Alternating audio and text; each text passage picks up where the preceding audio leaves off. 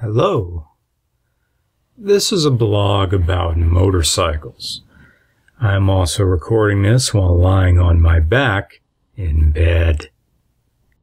This is my Suzuki GS500, which I've owned for about 3 years. It is the second GS500 I've owned. Oh, let's see. Can I name all the motorcycles I've owned in my life? Oh, let's see. First one was a Yamaha Champ. That's a 50cc scooter.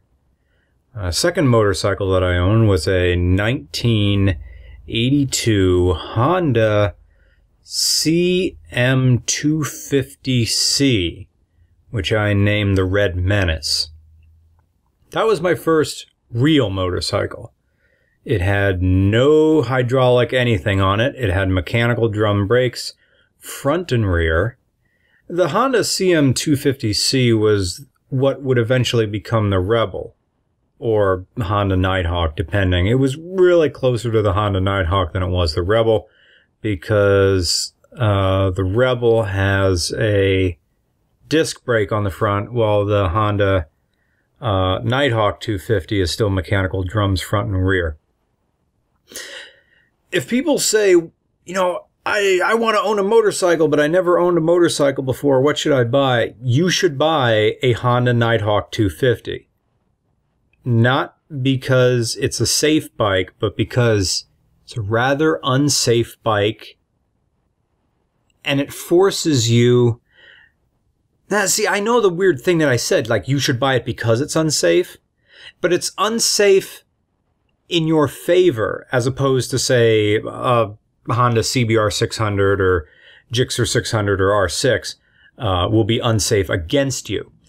Honda Nighthawk 250 is slow, the brakes are horrible, but it's very well built, and that bike will telegraph to you long in advance before you get, as I suppose the English would say, out of sorts on the road. It will shake and shimmy if you get close to the edge. No, that's wrong. If you get not anywhere near the edge, it'll say, hey, you're kind of leaning a bit too far. Hey, you're going a bit too fast. And it also forces you to engine brake because, while, yes, mechanical drums front and rear can stop you, they're not going to stop you in the same way that you can brake late. You can never brake late with them.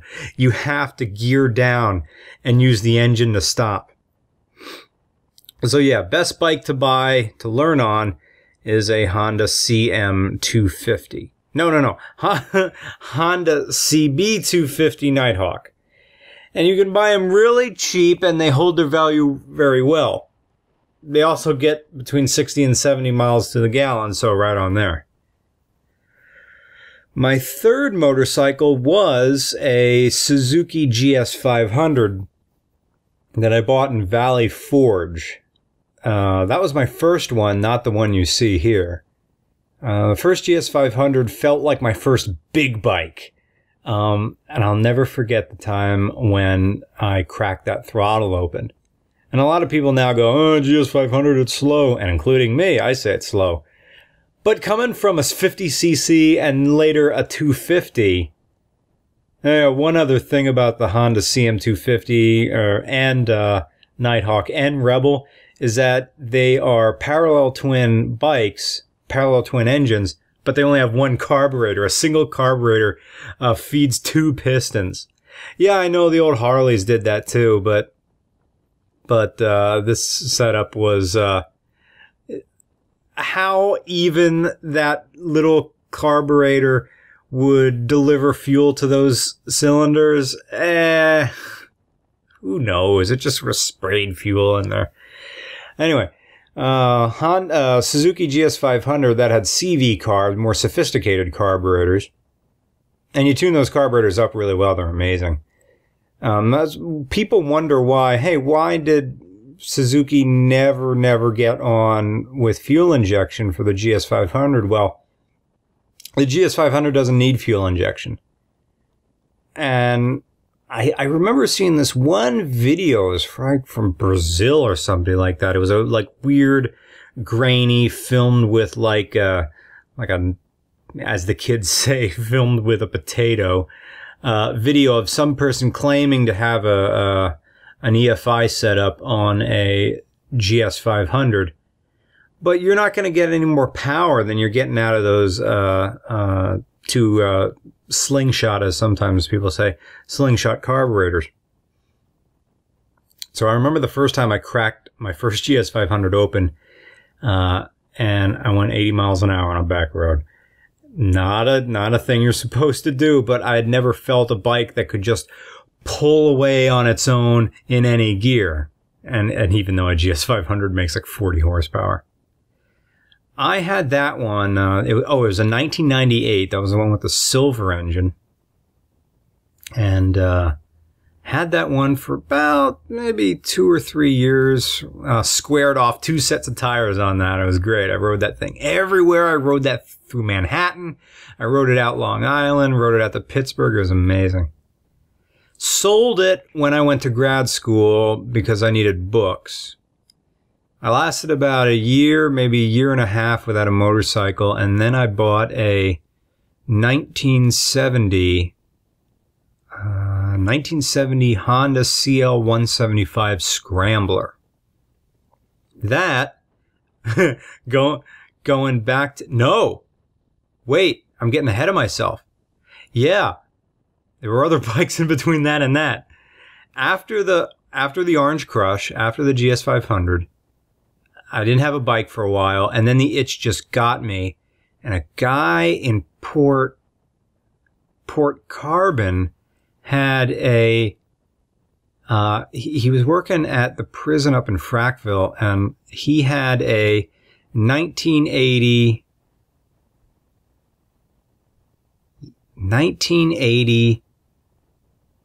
Yamaha XJ700N.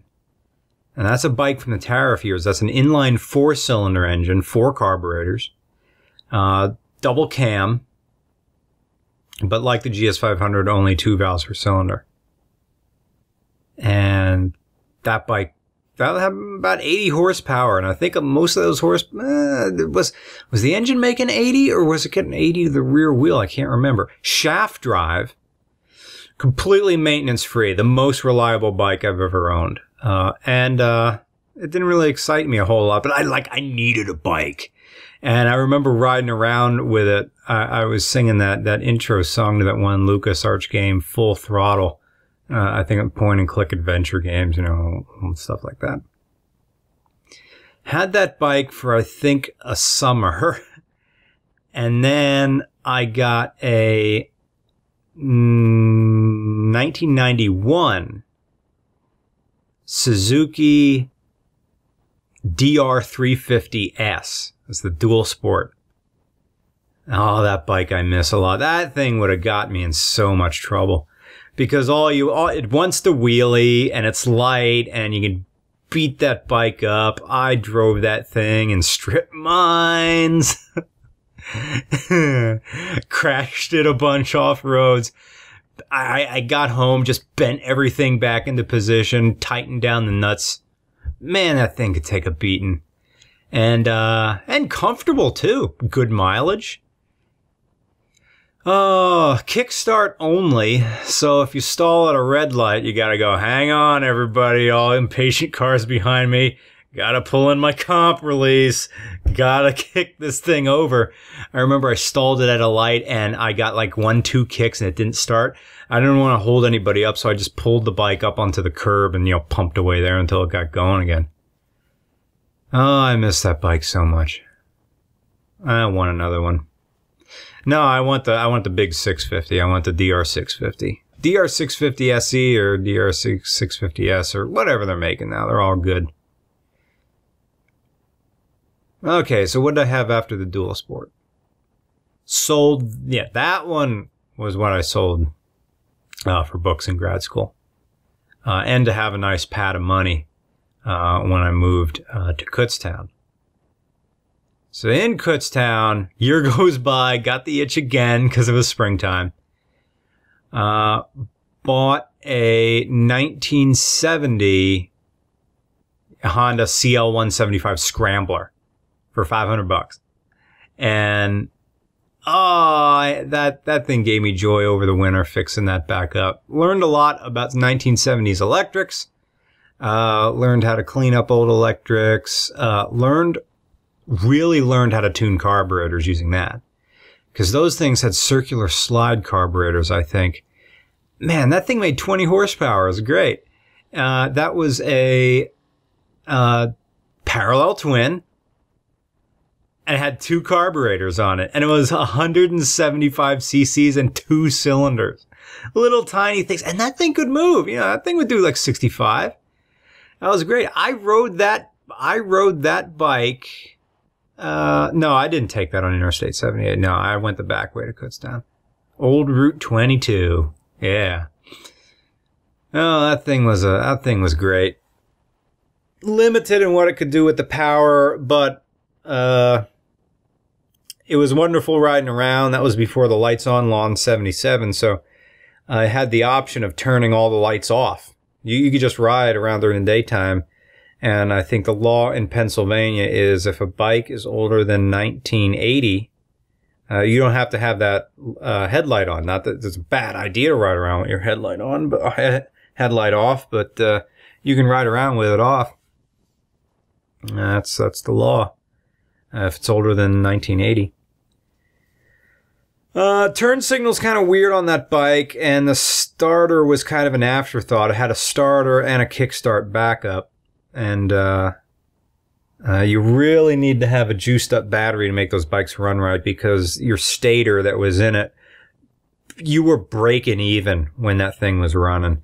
You really weren't making a whole lot of power on those little things, so you got to keep that battery juiced up for it to run right, just so you can get enough spark. Sold that bike, and then I bought the red one you see me riding now.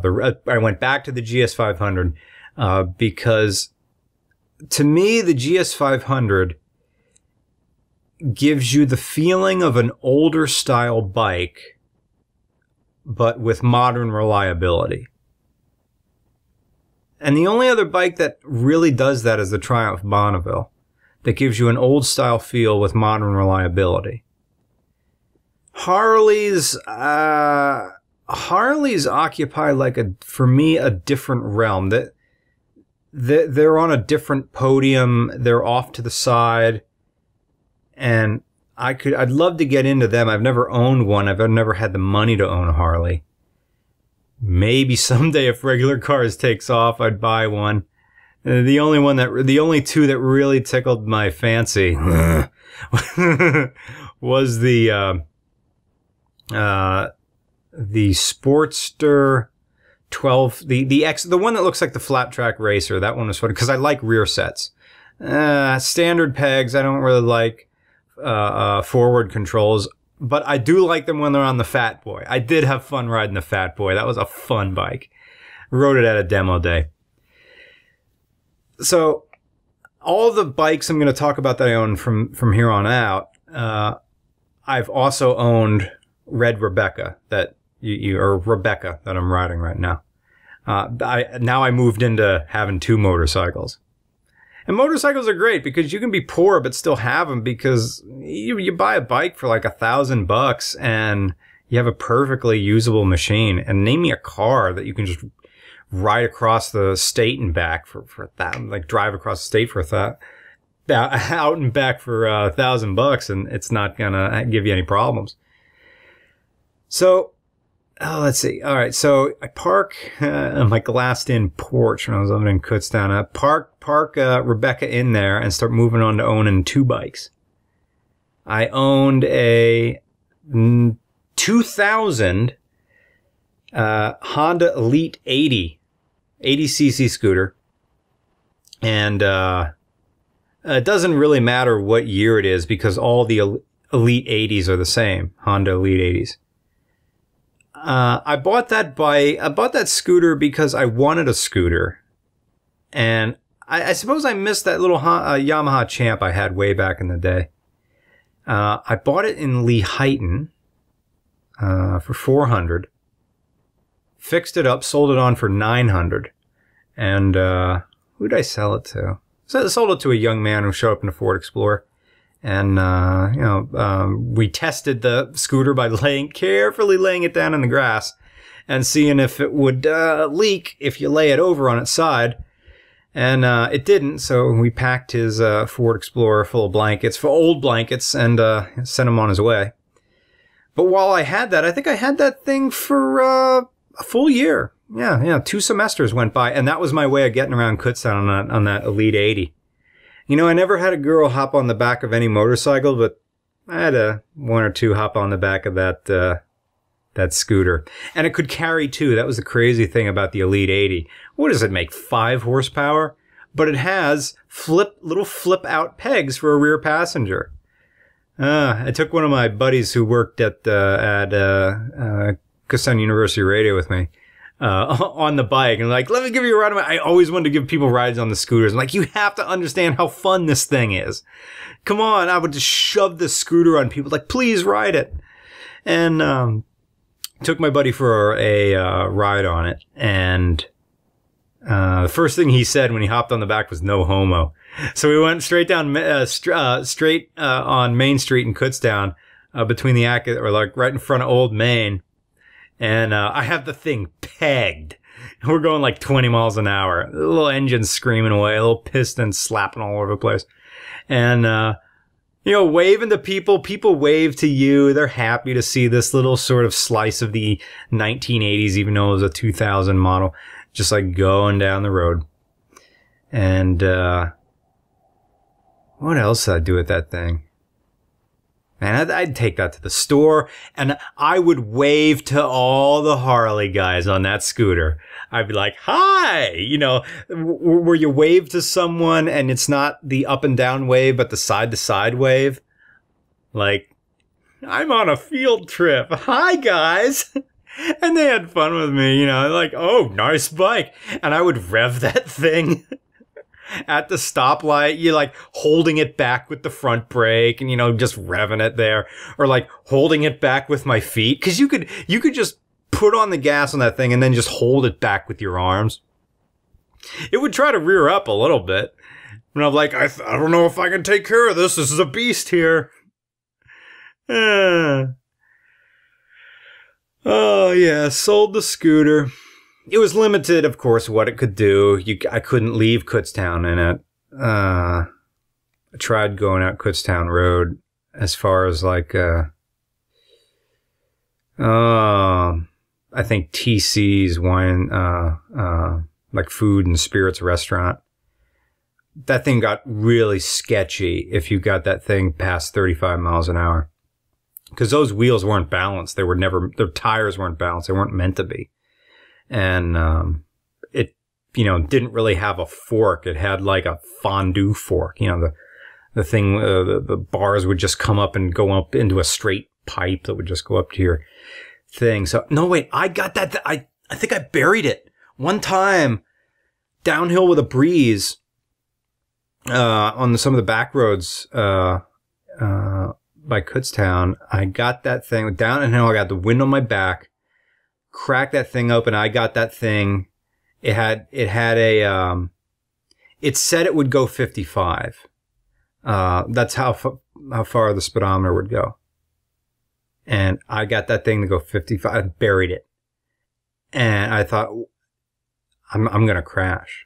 I'm going to crash if I go. Because I was I have never, that's the thing that I got into the whole rant with the Triumph Daytona. How, it doesn't feel fast. Speed is so relative. 55 miles an hour on an 80cc scooter. The whole bike weighed 175 pounds. And that was scary fast. Going on these little like wheelbarrow wheels. Anyway, after that, I had a 1985 Honda GL500 Silverwing. And for those who know, and the ones who don't, need a bit of history. That is Honda trying to out-Guzzi Moto Guzzi. making a transverse twin. That engine was brilliant. I bought it from a guy, from another student who went to an adjoining college. He went to a college out in Allentown, I forget. And that was my first real loss of buying a bike to try to fix up and sell it. I bought it off of him for $300, thinking I could sell it on for $1,005 once I fixed it. And I was only able to find a guy to buy it for $750, and maybe $775, or it was probably like $750. And I was into the bike. Ooh, I must have been into that bike 1006 once I was done, because I bought it non-working. Had the title, but the bike just was dead. So that thing really I fixed it all myself. The only thing I needed a shop to do was balance tires. And I know you can do it yourself, but I'm not confident in my ability to balance my own tire. Although maybe someday. It needed a lot of parts, a lot of electrical work. That thing was sat outside for a long time. All the fluids, little things like Honda proprietary relays, although I cut corners by using just as much generic parts as I could. Man, you'd be surprised how much stuff adds up. Light bulbs, Honda specific turn signal covers, rear tail lights that, real Honda tail lights. I didn't want to buy generic stuff that people would see on the outside. Anywho, yeah, I had that brand new tires. Even did my first painting, and I have a lot to learn about painting, but at a glance it did okay. Even put new Honda decals on that thing. But I had first the engine running correctly.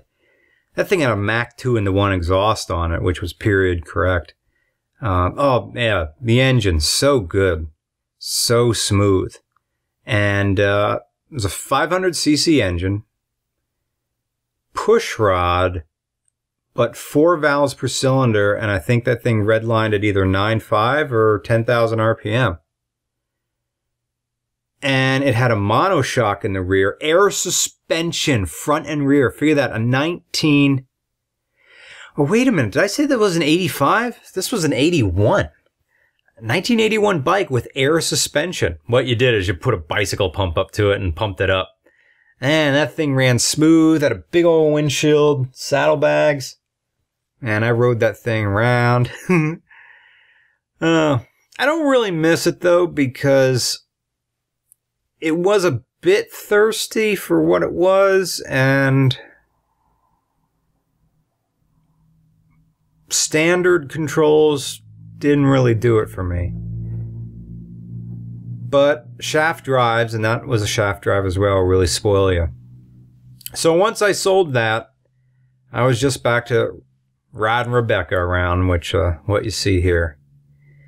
But now with regular cars taking up so much of my time, not that I'm complaining, of course, and I don't really ride her too much anymore.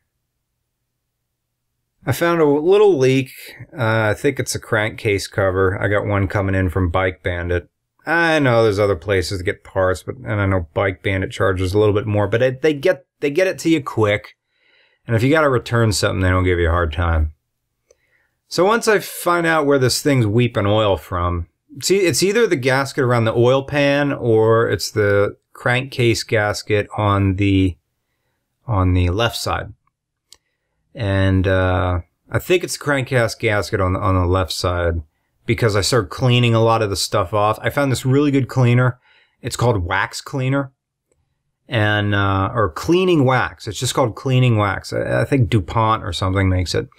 And ooh, you just spray it on. It foams up. It's sort of like those scrubbing bubbles.